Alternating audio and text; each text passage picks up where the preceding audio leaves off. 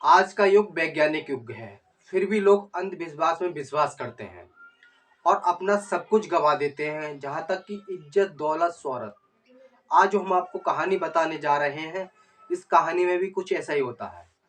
एक व्यापारी एक तांत्रिक के चक्कर में पड़कर अपना सब कुछ गंवा देता है, जहाँ तक कि अपनी पत्नी और बहू की इज्जत भी वो तांत्रिक लूट लेता है। जब उसका काम नहीं होता है, तब उसे एहसास होता है कि मैं बहुत बड़ी ठगी का शिकार हो चुका हूँ। आदाब, नमस्कार, सत श्री अकाल। आप देख रहे हैं देश राज हम सफर।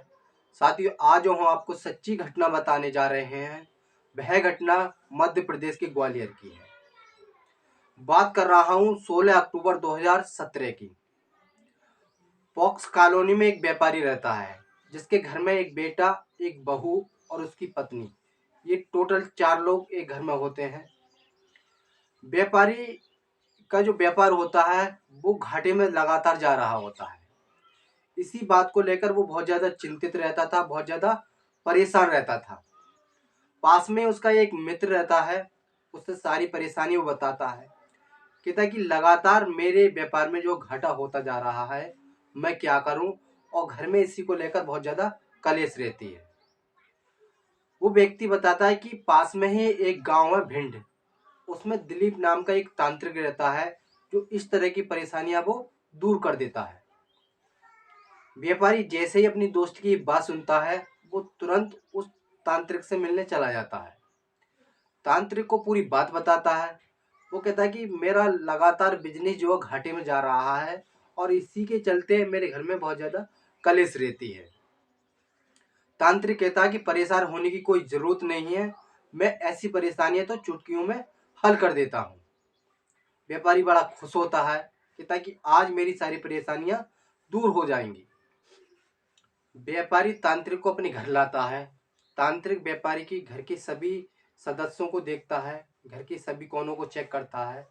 तब तांत्रिक व्यापारी को बताता है कि तुम्हारे घर में काली शक्तियों का जादू है, जिसकी वजह से तुम्हारे व्यापार में और तुम्हारे घर में हमेशा से कलेश रहती है। व्यापारी तांत्रिक की बात को समझ आता है। तांत्रिक व्यापारी से कहता है, इन काली शक्तियों से अगर आप छुटकारा पाना चाहते हो, तो मुझे तुम्हारे घर में पूजा पाठ करनी पड़ेगी। व्यापारी तांत्रिक की बात मान जाता है। तांत्रिक सबसे पहले व्यापारी से कहता है कि मुझे पूजा पाठ करने के लिए कुछ पैसों की जरूरत पड़ेगी। व्यापारी कहता है कितने पैसों की जरूरत पड़ेगी, तो तांत्रिक कहता है कि मुझे 1 लाख रुपए की जरूरत पड़ेगी, तब जाके मैं अपने पूजा पाठ का सामान लाऊंगा और पूजा पाठ आपके घर में शुरू करूंगा। व्यापारी तांत्रिक को 1 लाख रुपए दे देता है। व्यापारी अगले दिन अपने चेलों के साथ आता है और व्यापारी घर में पूजा पाठ करनी चालू कर देता है। व्यापारी की एक पुत्र बहू होती है और व्यापारी की पत्नी होती है। पुत्र बहू और व्यापारी की पत्नी को तांत्रिक अपने घर अब एक कमरे में बंद कर लेता है और कमरे के अंदर ही पूजा पाठ चालू कर देता है। तांत्रिक व्यापारी को घर से बाहर बैठा देता है। तांत्रिक जो है अपनी पूजा पाठ अब शुरू कर देता है। तांत्रिक गरम चिमटे से सास बहू को दागता है और व्यापारी को दागता है। सास बहू इसका विरोध करती हैं, व्यापारी भी इसका विरोध करता है। तो व्यापारी से तांत्रिक कहता है कि जो मैं आपको गरम चिमटे लगा रहा हूँ, जो दाग रहा हूँ, जिससे आपके अंदर जो काली शक्तियां बैठी हुई हैं वो बाहर निकलेंगी, और जब बाहर निकलेंगी तभी आप सही हो सकते हो। तो व्यापारी तांत्रिक की बात मान जाता है और लगातार इसी तरह से वो तांत्रिक उनको प्रताड़ित करता है, उन्हें गरम चिमटे से दागता रहता है।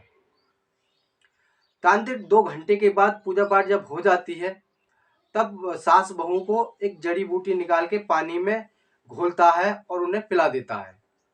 जैसे ही सास बहू तांत्रिक की वो जड़ी बूटी पीते हैं, वो तुरंत बेहोश हो जाती हैं।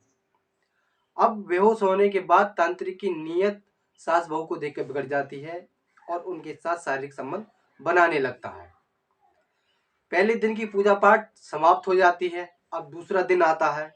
दूसरे दिन फिर तांत्रिक व्यापारी से 1 लाख रुपए की डिमांड करता है और व्यापारी 1 लाख रुपया दे देता है।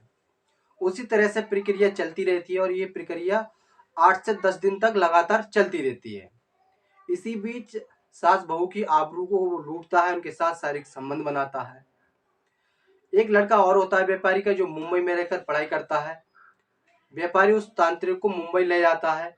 वहां ले जाने के बाद जब उसका भी जब उसे देखता है तो तांत्रिक बताता है इसके भी ऊपर काली शक्तियों का जादू है, कि मुझे काली शक्ति इसके अंदर से भी निकालनी पड़ेंगी। तब वो कहता है कि मुझे एक लड़की की जरूरत होगी। लड़की को देखकर मेरे अंदर जो देवीय शक्ति है वो बाहर निकलती हैं। तब वो दिव्य शक्ति तुम्हारी लड़की के अंदर जो काली शक्तियां हैं उन्हें बाहर निकाल के भगा देगी। तब व्यापारी एक कॉल गर्ल का इंतजाम करता है। कॉल गर्ल को बुलाया जाता है एक कमरे में बंद करके। तांत्रिक उसके साथ पूजा पाठ करता है। तांत्रिक फिर वही अपनी टेक्निक आजमाता है। अपनी झोली में से जड़ी बूटियां निकालता है और एक गिलास में घोलने के बाद उस लड़की को पिला देता है। उसके साथ भी शारीरिक संबंध बनाता है। शारीरिक संबंध बनाने के बाद वो लड़की को भेज देते हैं और तांत्रिक वहां से अपने घर चला आता है। अब तक तांत्रिक की बहू और पत्नी की इज्जत लगातार लूटता रहता है और लगभग 30 लाख के करीब व्यापारी से पैसे भी ऐंठ लेता है और लगभग 10 लाख के गहने भी तांत्रिक व्यापारी से ऐंठ लेता है। अब लगातार उसका व्यापार जो होता है घाटे में जाता रहता है। अब व्यापारी को लगता है कि तांत्रिक से दोबारा कही जाए, उससे दोबारा बताया जाए कि मेरे व्यापार में कोई मुनाफा नहीं हुआ है, लगातार घाटे में जा रहा है। तो वो व्यापारी होता है तांत्रिक के पास दोबारा जाता है। तब तांत्रिक वहां नहीं मिलता है, वो वहां से भाग चुका होता है। अब उसे एहसास होता है कि मैं बहुत बड़ी ठगी का शिकार हो चुका तांत्रिक के चक्कर में पड़कर। वो तुरंत नजदीकी थाने में जाता है और तांत्रिक के खिलाफ ठगी का मुकदमा दर्ज कराता है। ठगी का मुकदमा दर्ज पुलिस वाले कर लेते हैं और मुकदमा दर्ज करने के बाद तांत्रिक की गिरफ्तारी के लिए जगह जगह दबिश दी जाती है, पर तांत्रिक कहीं हाथ नहीं आता है। 1 साल के बाद तांत्रिक को गुरुग्राम से गिरफ्तार कर लिया जाता है। गिरफ्तार करने के बाद जब उससे पूछा जाता है तो वो अपना गुनाह कबूल कर लेता है। गुनाह करने वो पुलिस वाले पूछते हैं कि इस तरह की ठगी और कितने लोगों से तुमने की है, कितने लोगों को अपना शिकार बनाया है। तो वो बताता है कि इस व्यापारी के अलावा मैंने कम से कम 10-15 लोगों को और शिकार बनाया था। इसी तरह लोगों को अपने झांसे में रहता था और उनसे लगातार ठगी और उनकी महिलाओं पर गंदी नजर रखने के बाद उनकी आबरू से खेलता था। पुलिस की टीम ने उस व्यक्ति के खिलाफ गंभीर धाराओं में मुकदमा दर्ज किया और दर्ज करने के बाद उसे कोर्ट में भेजा और कोर्ट ने उसे 20 साल की सजा सुनाई और साथ में 1.5 लाख रुपए का आर्थिक दंड भी लगाया। साथ ही कहानी को सुनाने का मतलब किसी को परेशान करना नहीं है, किसी का दिल दुखाना नहीं है। कहानी को सुनाने का मतलब आपको सजग करना, आपको जागरूक करना है। आप कहीं भी रहें, सुरक्षित रहें, सावधान रहें, अपना और अपने परिवार का ध्यान रखें और देखते रहें देशराज हम सफर। सबक एक को सीख हम सबको। जय हिंद, जय भारत। साथियों, आज भी हमारे समाज में पढ़े लिखे लोग अनपढ़ व्यक्तियों के चक्कर में पड़कर, पाखंडियों के चक्कर में पड़कर अपना सब कुछ गवा देते हैं।